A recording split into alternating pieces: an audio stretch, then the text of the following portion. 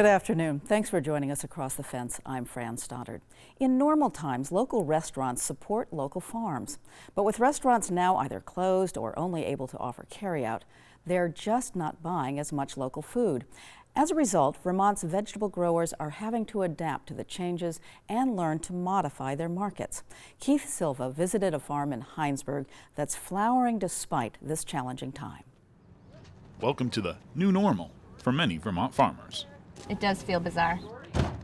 Sarah and James Donegan own and operate Trillium Hill Farm in Heinsberg. The land has been in James's family since 1801.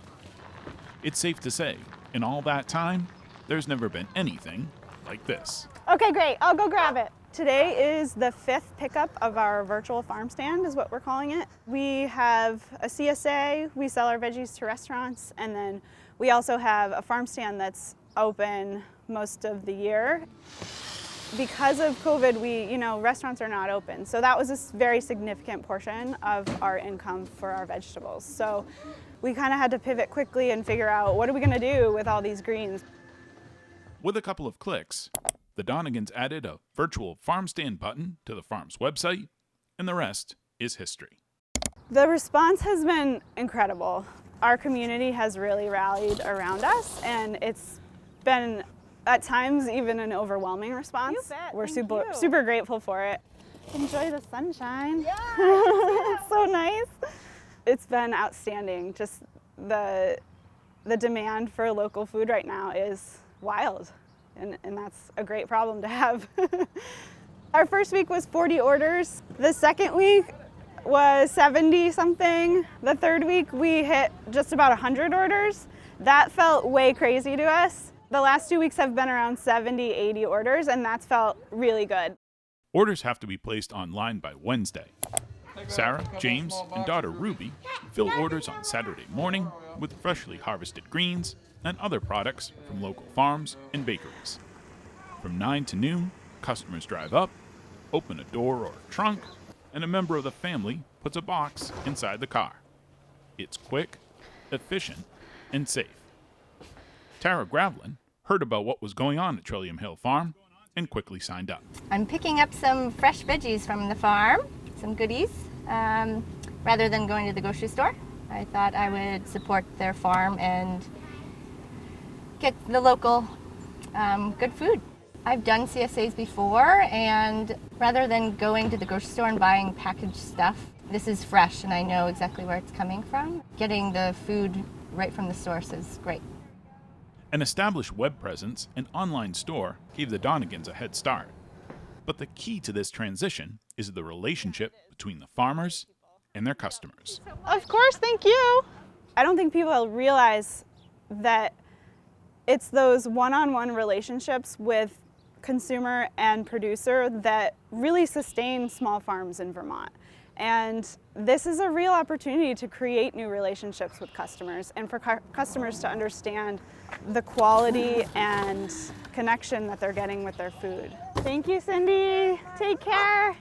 The one thing that I have just been so amazed and impressed with, all the farmers and food producers out here who are adjusting so quickly, and I hope that it becomes something that is normal. I hope that this wild influx in local food interest becomes the standard. Yeah, that is my big hope for a silver lining in all of this. Hi, Joanne. Online orders and a drive-through farm stand. Leave it to Vermont farmers to become productive in a pandemic. See ya.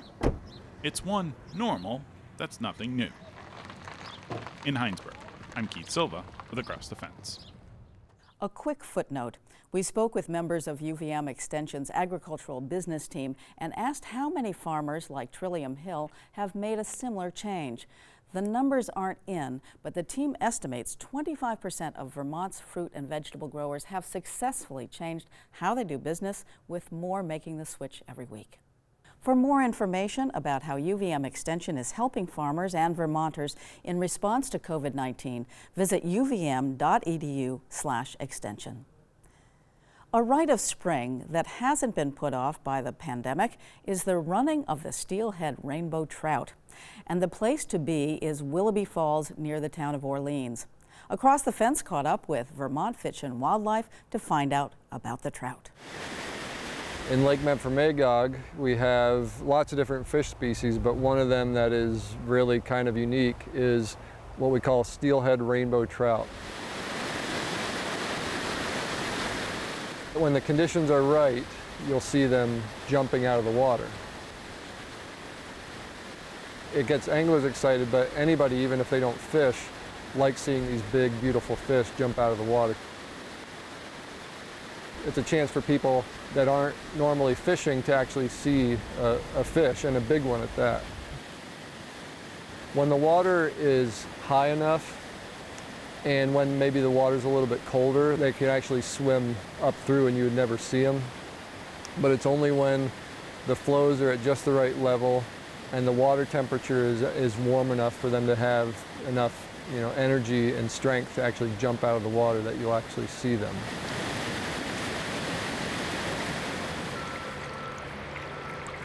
We have many different species of fish in Vermont, some that are native, some that are introduced. Some of them are more tolerant to poor habitat or pollution, that kind of thing. These steelhead rainbow trout, the fact that these fish are there surviving, reproducing on their own is an indication that we have good water quality. The water's clean enough to support these fish, to support their entire life cycle from eggs to the juveniles and then out to the lake. So the fact that these fish can complete their entire life cycle in the Lake Memphremagog system and its tributaries indicates that we have good water quality and good habitat, which should matter to everybody, because if we've got these species surviving and thriving, that means that conditions are good for the entire ecosystem, including us. That's cool. You got about 5. Yeah, you think so? You got about 5? Yeah. What's the best way to see these fish, and what's your tips for seeing fish jumping, Judd? Best time to go is usually going to be around late April, maybe into early May. You have to do one of two things. You have to get lucky and be there at the right time, or you have to put your time in, because sometimes you just go there multiple times and eventually you get it. Because these fish, they need the right conditions in order to jump, it can be hit or miss. But on a really good day, you might see over 10 fish jump in an hour. There's still time to catch the trout. Check the Vermont Fish and Wildlife website for details. Our last story today is one our viewers tell us they always fall for. Let's head to Grand Isle County to a farm that raises a unique breed of goat. Here's Keith Silva. Pay attention to this goat. Let's watch that again. This time in slow motion. When you mention myotonic goat, people look at you funny, but if you say fainting goat, everybody knows who they are.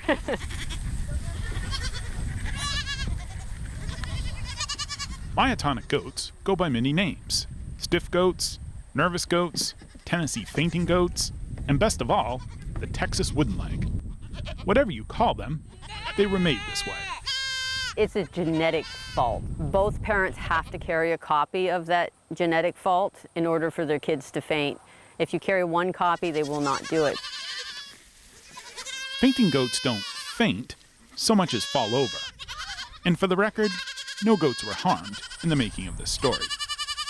They don't literally faint like you or I and go out. They get an oversized body cramp, and if they're moving forward, they will fall and freeze. It doesn't hurt them.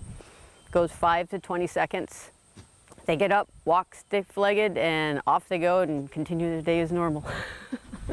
The older goats, they feel it coming on and they will brace themselves. They actually get into a stance where the legs all sprawled out, and rarely do they go over. The babies, it's game on. I mean, they'll be playing in midair and down they go and scream and flop like fish. They get used to it, they learn to feel that mechanism coming on, and they will start to brace themselves. Sherry Siebenaller has been raising fainting goats at Morgan Hill Farm in North Hero since 2008. She first learned about this rare goat breed as a child. I grew up on a dairy farm, so animals were always in my background. And as a kid, every kid that deals with animals usually wants a goat. I had a book and I opened it and there was this Tennessee fainting goat and I was like, what on earth? And from that moment on, I was intrigued. I mean, that was many, many, many years ago. And I could not find any of them. There was absolutely nothing up in this northern hemisphere of the United States. They were all down south and I couldn't afford to buy one and bring it up. I found some by accident in New York State. The doe had just had kids. And I looked at the lady and I said, oh my goodness, what are you doing with those? She said, I think I'm going to sell them. I said, sold. And we bought the 2 doelings and that was the start of this 60 some odd goat herd. Fainting goats don't do so well in the wild for obvious reasons, which makes them the perfect breed for anyone gung-ho to get into the goat game. They are the quietest, easiest to handle goats in the world because goats are notorious for getting out of fencing. These goats literally cannot climb because they'll faint. They fall over, so they can't go leaping over fences and crashing through things. It's just not in their DNA. The goats are only one of the animals Siebenaler cares for. She also raises purebred Labrador retrievers and colored Morgan horses, for whom Morgan Hill Farm gets its name. For Siebenaler, raising animals is a way to manage stress and keep a connection to the land. I wake up in the morning and think I'm crazy. I'll admit it. But I walk out here in the morning and when the goats see me, it's like your kids. They all talk to me. They all want to come up to the fence. They all want to say hello. And in this crazy world that we live in, it's so much nicer to just walk out here and know I'm appreciated. We could all use more stress relief and comic relief in our lives. And that's nothing to kid about. Come on, go to goat! In North Hero, I'm Keith Silva with Across the Fence. Go goats! And that's our program for today. Thanks for joining us across the fence. I'm Fran Stoddard. Stay well.